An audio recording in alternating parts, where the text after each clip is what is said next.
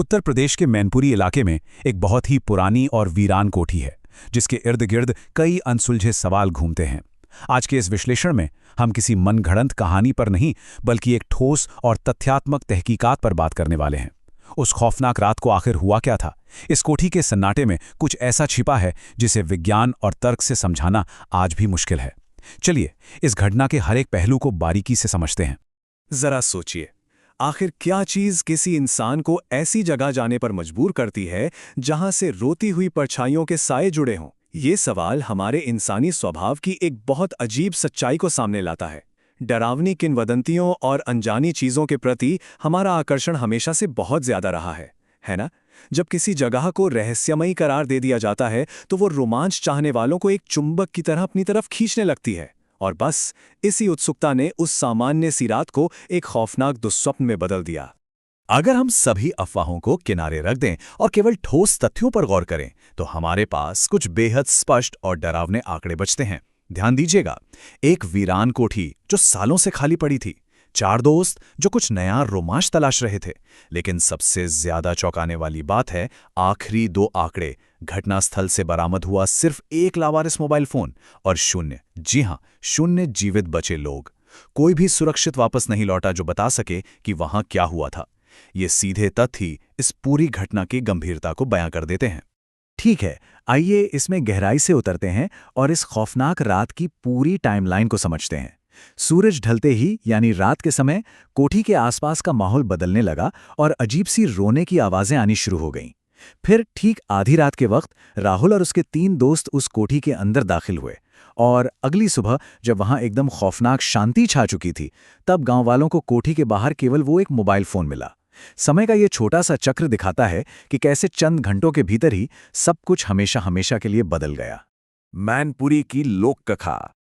स्थानीय लोगों की चेतावनियों और उन खौफनाक आवाजों को राहुल और उसके दोस्तों ने महज एक चुनौती समझा। आधी रात की घुसपैठ, ये कोई गलती से उठाया गया कदम नहीं था। उन्होंने डरने के बजाय उस कोठी के रहस्यमयी अंधेरे को खंगालने का फैसला किया। रोमांच की चाह में की गई ये सोची समझी घुसपैठ ही उनकी सबसे बड़ी और शायद आखिरी भूल साबित होने वाली थी। और फिर वो पल आया जिसने वापसी के सारे रास्ते बंद कर दिए।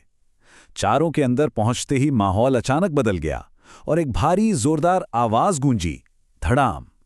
पीछे का मुख्य दरवाजा अपने आप किसी बहुत ही ताकतवर झटके से हिंसक तरीके से बंद हो गया। ये सिर्फ एक दरवाजा बंद होने की आवाज नहीं थी, बल्कि एक जाल के बिछ जाने का साफ संकेत था। अब वो पूरी तरह से अंदर थे और बाहर की दुनिया से उनका संपर्क कट चुका था। दरवाजा बंद होते ही सब कुछ अस्वाभाविक सा होने लगा।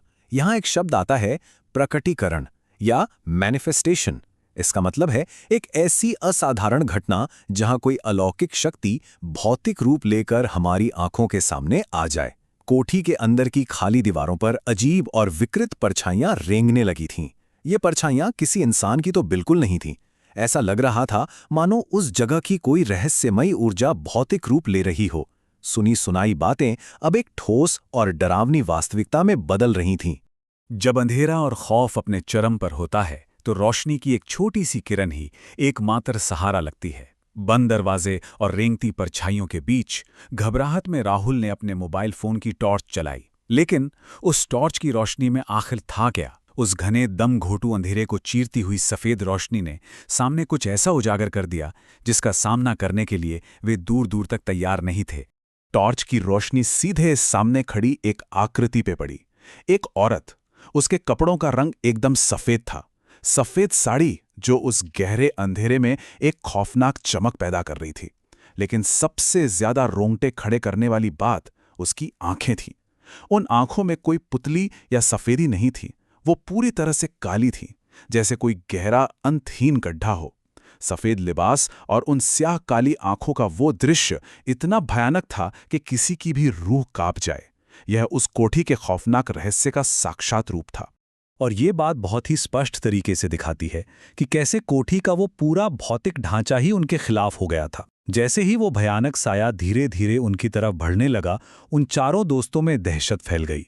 वे अपनी जान बचाने के लिए अंधाधुंध पीछे की तरफ भागे। लेकिन यहीं पर घटना एक असंभव मोड़ ले लेती है। जिस रास्ते से वे आए थे, वो रास्ता अब वहां था ही नहीं।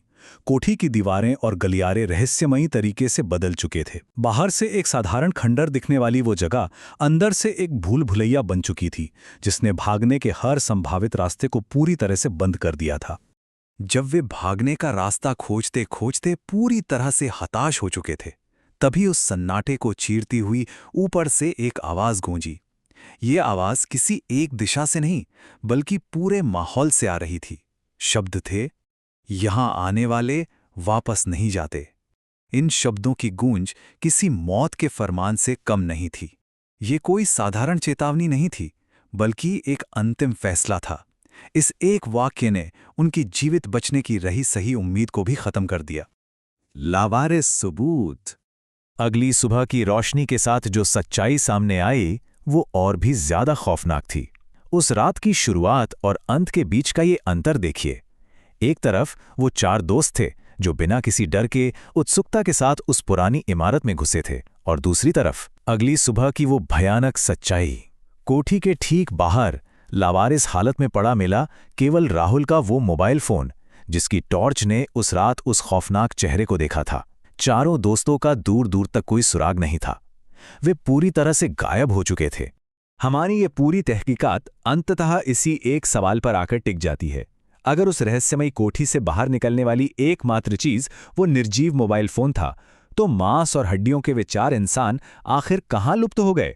क्या वे उस बदलती हुई भूल भुलैया में हमेशा के लिए खो गए, या फिर वो भी उसी साए का हिस्सा बन गए जिसकी काली आंखें उन्हें घूर रही थीं? ये एक ऐसा सवाल है जो तथ्यों के खत्म होने के बाद भी दिमाग में गूंजता रहता है और सोचने पर मजबूर करता है कि क्या कुछ दरवाजे वाकई हमेशा के लिए बंद ही रहने चाहिए।